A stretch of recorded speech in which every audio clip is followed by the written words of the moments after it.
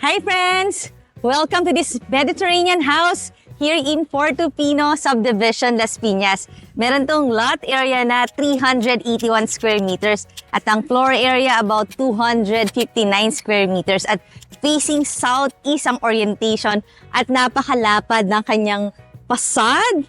Pasukin natin. Let's go! Meron siyang 4-car garage. Yung dalawa dito open. Ito naman yung fully covered at na-enclose siya.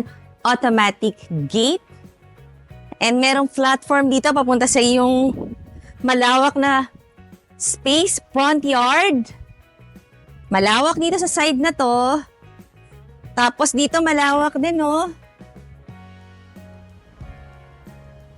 Pero napakadali na lang i-maintain itong house mo kasi look, naka-tiles na yung buong paligid. Pero kung mahilig ka mag-garden, pwede mo naman siya i-convert yung talagang grass or kung gusto mong palagyan ng swimming pool, it's still big, may space ka pa dito.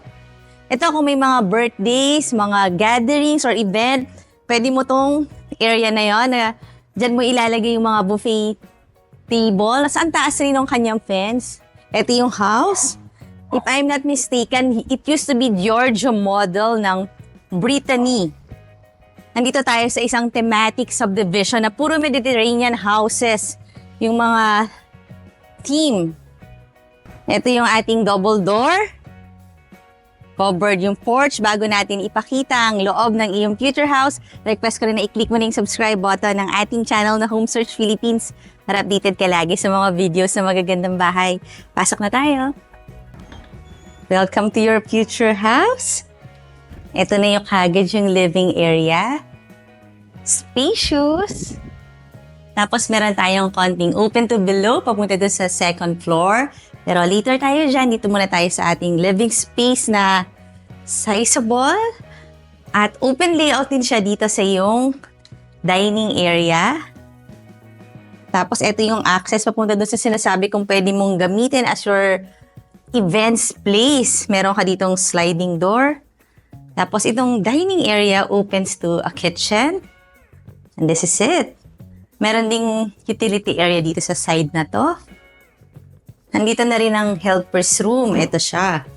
Ayan. Tapos meron siyang own bathroom. Regular yung ating kitchen. Maluwag din. At meron tong 3 bedrooms sa second floor. Pero dito sa ground floor, meron ding bedroom. Ito yon.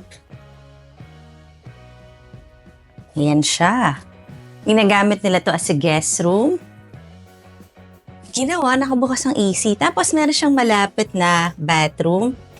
Ito siya. Under the stairs. Tingnan natin yung second floor. Ito yun, dito tayo. Pero bago natin ipagpatuloy ang house tour, check mo rin yung ating Facebook page na Home Search page dahil doon mo makikita yung pictures ng bahay na to. And don't forget to like. Akyat na tayo. Ito yung ating open to below. Ayan, yung meron ka pang chandelier. And then you have your family area. Pwede ka rin maglagay dito ng TV kung gusto mo itong gawing parang entertainment room. Tapos may mga bedrooms tayo dito. 3 bedrooms dito sa second floor. First bedroom here.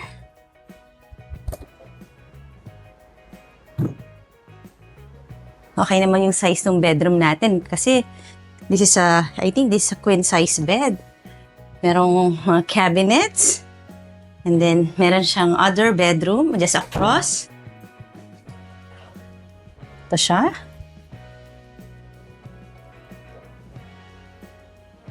May AC na rin. Common bathroom for these 2 bedrooms. And ito yun. Ayan siya. This is your shower. Doon naman yung water closet. And then, the master bedroom. Dito siya sa side na to. Sizable yung ating master bedroom.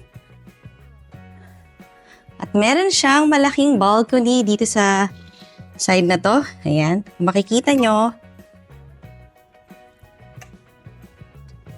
Malaki pa siya. Hindi ko lang siya ma-open, pero big balcony outside. Meron tong walk-in closet.